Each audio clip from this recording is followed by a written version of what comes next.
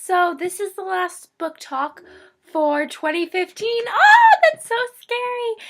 And I'm kind of making this one extra special. I've been waiting to do this book for a while, but today I'll be talking about Harper Lee's Go Set a Watchman. Before we get into this book talk, I would like to let you know that there will be spoilers in this book talk. I don't usually do spoilers in a review, but there will be spoilers for Go Set a Watchman, so viewer's discretion is advised. Like everyone in this country and pretty much around the world, I was super psyched when I heard this book was coming out. I loved To Kill a Mockingbird, and I was so excited to see what exactly was going to happen after the book, because this book is a sequel. It takes place after To Kill a Mockingbird. But a night or two before the book came out, on the news they did a segment about how this book will be different from To Kill a Mockingbird, and how some characters, some revered characters, are much different than we expected them to be. Their whole character is kind of different. And that is due to the fact that this book was actually written before To Kill a Mockingbird. This book was Harper Lee's first draft. And when she took it to her editor or publisher, they said, how about you write a book about Jean Louise's adventures as a child? And that turned into To Kill a Mockingbird. So this book was her first draft and is technically not canon, I guess.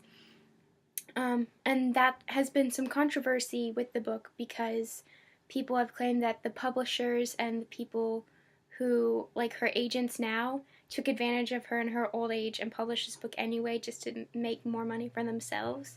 So there's definitely been a little controversy with Go Set a Watchman, which is partially reflected in the negative reviews of it so far. Watchman. So Go Set a Watchman takes place 13 or 14 years after To Kill a Mockingbird. Jean Louise Finch is going to see her father Atticus in Maycomb from her New York City job. Jem Finch has recently died of the same heart condition their mother died of. Dill is somewhere in Europe. When he was drafted for World War II, he just kind of stayed over there. So that was kind of a downer. Calpurnia, their African-American help, is not in it very much, but she is in it for a scene that's pretty heart-wrenching to read. We are introduced to a new character, Hank, who apparently was Jean Louise's crush in high school, which that was pretty funny to read because we haven't really seen Scout as a high schooler or a middle schooler going through her teenage years, which there are several flashbacks in this book that take her back to her teenage years with Hank and Jim, and those I really enjoyed in this book. I love seeing Scout as a teenager and going through puberty and all those phases.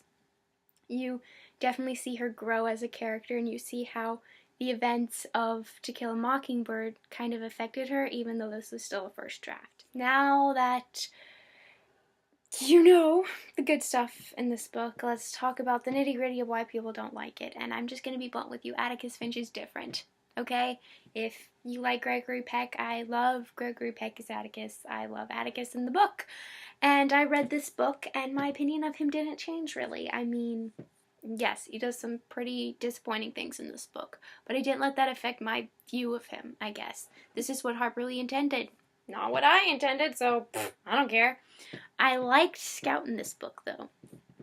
And I think that's where a lot of people fall short. Everyone's so focused on Atticus and Atticus's story, and it's not Atticus's story. It's Scout's story. And she grows so much. By the end of the book, she's yelling at Atticus, telling him how wrong he is about the world and about people. She's standing up to Atticus because what he says is not right.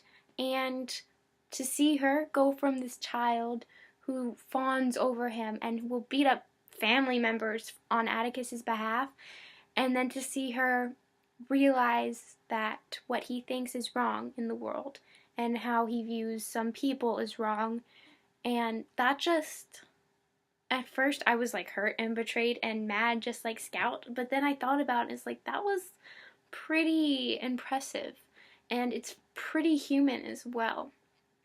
Atticus grew up in the South. He's always lived in the South. You'd expect these kind of things in the 1960s and 50s. But Scout got away from that. Scout is great. She got away from that thought process. And that's why I like this book so much. yes, she's kind of annoying because she's dealing with her father being a racist and a bigot. But to see her mature as a person is like I was maturing as a person at the same time. This book, Uncle Jack, he's pretty much the Yoda of this story. He just goes around explaining to Scout everything she's missed her entire life about what her father thinks, about what the county thinks, about how she should think. I liked him in this story because he was like blunt and like, Scout, you know what, grow up. See, there's a difference. So, yeah, I like it. I like it. You may not. If you don't want your... I mean, I was disappointed at Atticus when I was reading this. But then, like, a couple days later, I watched the movie, and it's like nothing changed. Because nothing had changed. My Atticus, yeah, he's fine. This isn't even canon. Don't even take to heart what's not canon, as I so know. So, yeah, I'd recommend this to anyone who likes Jean Louise Finch. Pretty much. They have it at the library. You can pretty much get it anywhere. There's tons of copies at Barnes & Noble. They're not selling out, I can guarantee you that. But yeah. So, have a great New Year and holiday season.